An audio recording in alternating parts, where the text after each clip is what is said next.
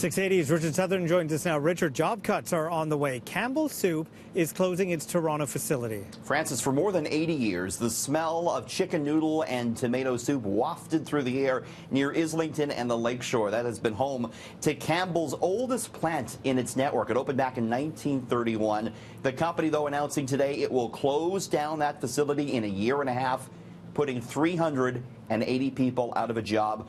Amid falling soup sales, people are not buying canned soup like they used to. But why do this? I wanted to ask the company, and I'm just off the phone with Anna Dominguez, the president of Campbell Soup Canada. The reality is we can produce a lot more soup than what we can actually sell. Fortunately, the Toronto plant is the oldest and the smallest, and it just couldn't be retrofit. Anna, why not just reduce the number of shifts? Why throw everyone out of a job here? There must have been something you could have done.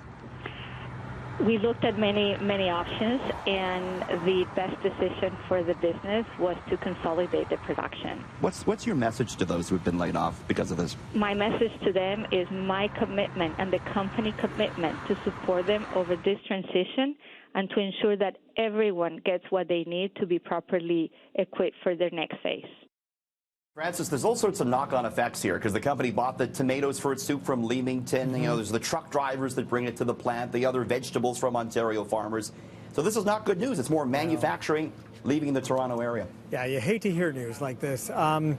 You know, Toys R Us Canada, a lot of talk about its bankruptcy and its solvency, but we now know it's going to survive here under creditor protection, but the U.S. division won't be so lucky. Yeah, and how long is it going to survive in Canada? That's the other question. So Toys R Us announcing that it will close 180 U.S. stores, about a fifth of its locations, although all 83 Canadian locations will remain open. And according to court documents, Canadian operations at Toys R Us were profitable over the holidays, posting better than expected sales. However, Toys R Us Canada linked to its U.S. parent, which has $5 billion of debt on the books, and you know, the issues in the States with Toys R Us could eventually lead to trouble for the Canadian operations. Of course, Toys R Us filing for bankruptcy last year, Francis, with a lot of red ink on the books and with kids just not buying the same type of toys that they used to. They're in more now to technology type of stuff.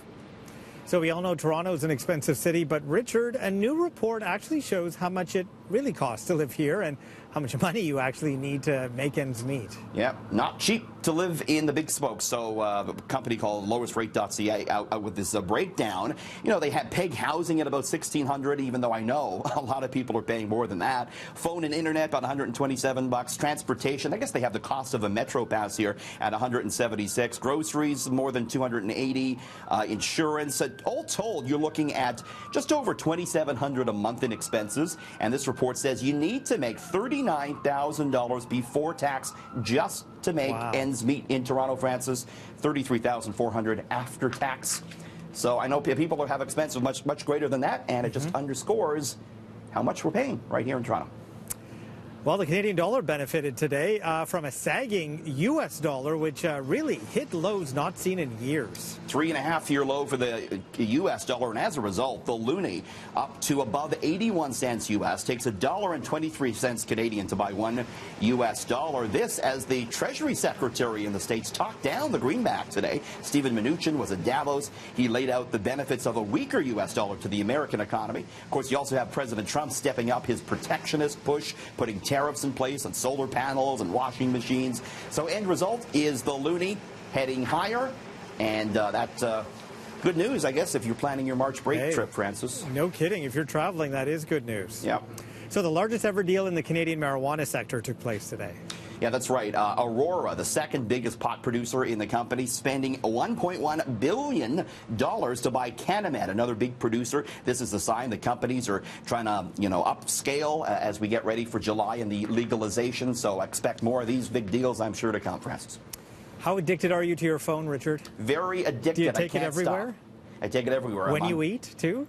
Absolutely. Yeah? So do a lot of people. And you heard about this, Francis, and this is crazy. A new report's out. 33% of people cannot eat without being on their phone. 29% say they need their phone with them at every meal. 72% watch TV while eating. Hello, if you're watching us. I hope you're enjoying your dinner. 33% say they eat so fast in front of their phone and TV that they can't believe how fast the food has been devoured, Francis. So it's a new side dish. Is that what you're saying? Yes. I'll have chicken with the side of iPhone, please. Nice. Fidget spinner craze. Thank goodness it has finally cooled down. Now there's a Japanese company that set a record for creating the smallest ever version of the spinning toy. Yeah, why not, I guess. I mean, we don't know why they're doing this. But look at this thing. Japanese company making a fidget spinner that measures just 0.2 of an inch in diameter. A team of 8 people worked for 2 months creating this, which is now a Guinness Book of World Record smallest fidget spinner. Company used the smallest ever commercially available steel ball bearing to do this. Why? We're not sure, Francis. But there it is, a teeny tiny fidget spinner. You know, it reminds me of that SNL skit Sprockets. They had the little teeny tiny little cell tiny phone. phone. Yeah. Very now classic. you can have a tiny fidget spinner, There too. you go. Thank you, Richard. Thanks.